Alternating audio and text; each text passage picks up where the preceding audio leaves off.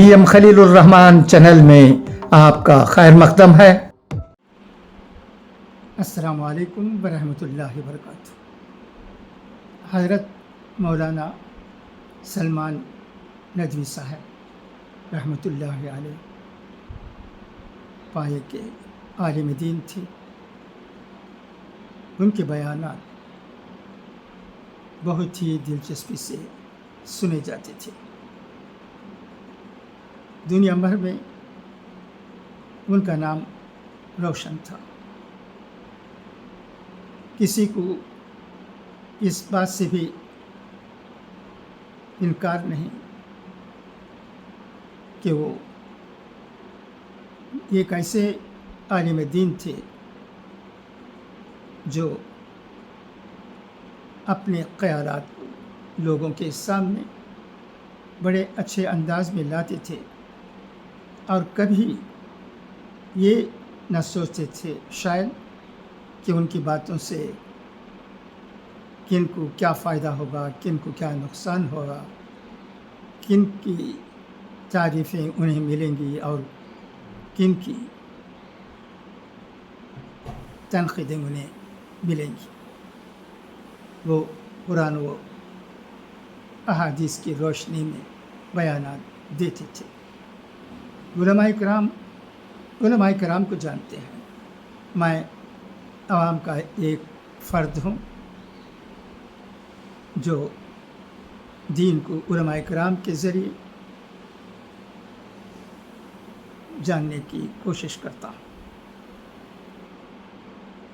कुरान और हदीस का मुताला भी ज़माने से जारी रहता है, मगर कुरान को, हदीस को, इस्लाम को ठीक तरह से समझने वाले उलमाए किराम ही हैं, क्योंकि उनकी तालीम व तरबियत अज़ीम दरसगाहों में हुई है। कई साल की तालीम के बाद उन्हें आलिम करार दिया जाता है, मुफ्ती करार दिया जाता है या और किसी टाइटल से नवाजा जाता है। वही कौम के सुतून होते हैं, उनकी हम कदर करते हैं।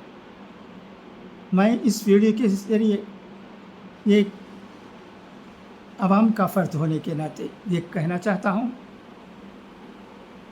कि मरहूम सलमान नदवी साहब अंधी तखलीद करने वालों में नहीं थे। वो साफ गो थे,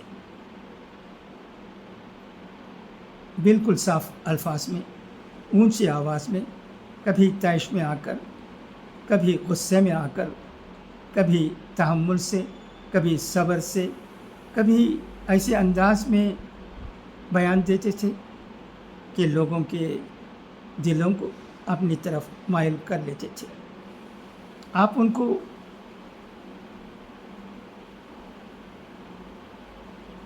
चाहे जो भी कह सकते हैं, मगर किसी को इस बात पर इनकार नहीं होगा कि वो इस्लाम के दाई थे। तारीख़ी बातों को वो सुनाते थे। हो सकता है तारीख़ी बातों को सुनाते वक्त उनकी ज़बान से जो बातें निकलती हैं वो अलग किस्म की होती थी, जिन पर कई लोगों को एतराज़ था। अब भी उनके इंतकाल के बाद भी चंद लोगों की ज़बान से यही बातें हमें सुनने को मिलती हैं।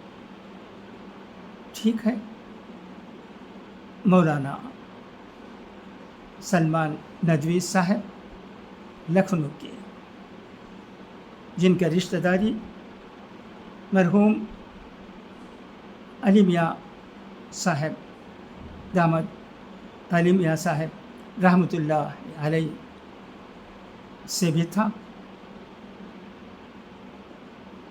اب ان کے انتقال کے بعد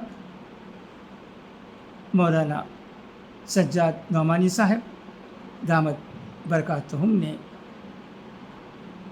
اپنے مخصوص انداز میں سلمان ندوی صاحب کی شخصیت پر ایک بیان دیا ہے جو سب کو یوٹیوب میں سننے کو ملتا ہے. ہم صرف اپنے خیالات کا اظہار کر سکتے ہیں. سچی بات کیا ہے اللہ بہتر جانتا ہے، اور سچی بات کیا ہے اس پر علماء کرام ہی ہمیں بتا سکتے ہیں. اچھا، تو اب اجازت، انشاءاللہ پھر ملاقات ہوگی. خدا حافظ، فی امان اللہ.